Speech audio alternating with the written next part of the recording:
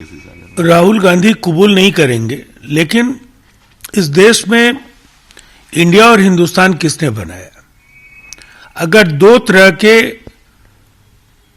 अर्थव्यवस्थाओं का जन्म हुआ, एक तरफ गुजरात जैसे समृद्ध राज्य हुए, दूसरी तरफ बिहार, बंगाल, उड़ीसा, असम जैसे पिछड़े राज्य हुए, तो मुझे ऐसा लगता है ये जो खेल है ब्लेम गेम का, लंबे समय तक वो असम में सरकार में रहे हैं और जो मजदूरों की दैनिक मजदूरी को लेकर के राज्यों के जो लेबर कमिश्नर होते हैं वो साल में 2 बार न्यूनतम वेतन को पुनर्निर्धारित किया जाता है उनके द्वारा।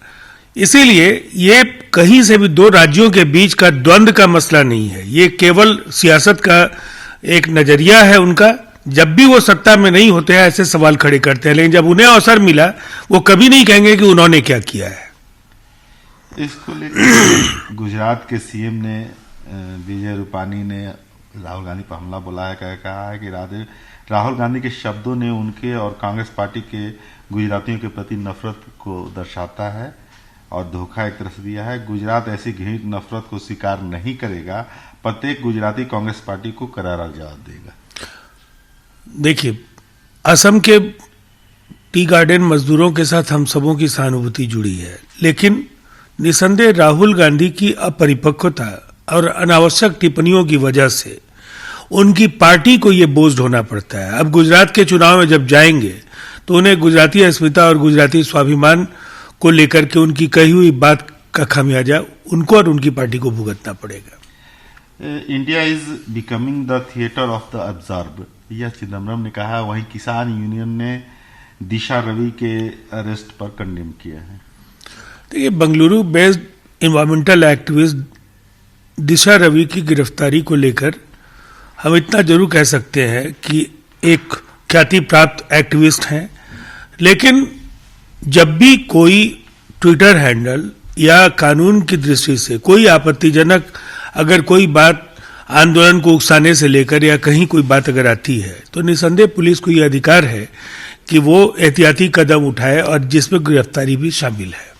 पुलवामा हमले की बरसी पर आतंकवादियों का एक साजिश नाकाम किया है जम्मू कश्मीर पुलिस ने। जम्मू से बस स्टैंड से 6.5 किलोग्राम आईडी बरामद किया है और इसको वहां के पुलिस महानिरीक्षक मुकेश सिंह ने कहा कि हम हाई अलर्ट पर थे क्योंकि हमारे पास इनपुट थे कि पुलवामा हमले की बरसी पर आतंकी हमले की योजना बना रहे हैं।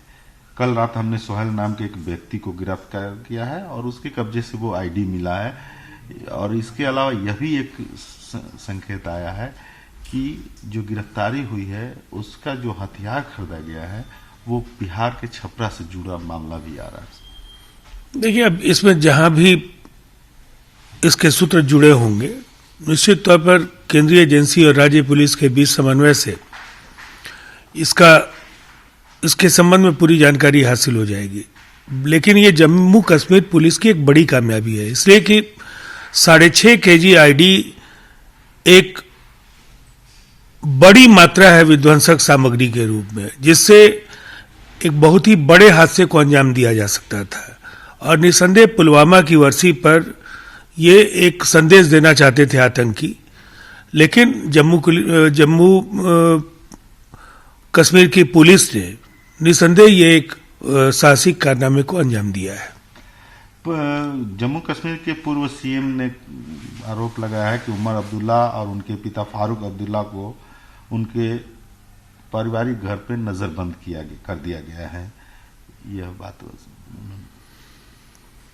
अब वैसे कश्मीर के हालात सुधर रहे हैं, फिर किन परिस्थितियों में ये नजरबंदी के आदेश दिए गए हैं इसकी जानकारी हम लोगों को नहीं है, इसलिए कि हाल के दिनों में जो भी वक्तव्य उनके आए हैं उसमें अगर कोई वजह है तो निश्चित तौर पर पुलिस को ऐसे अधिकार हैं।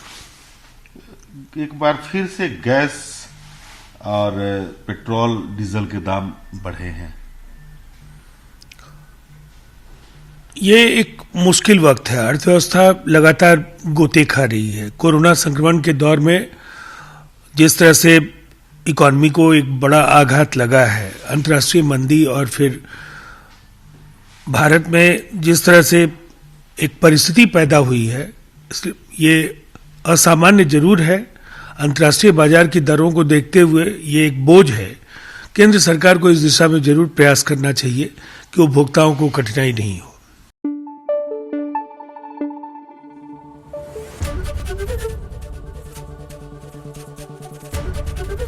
एबीपी न्यूज आपको रखे आगे।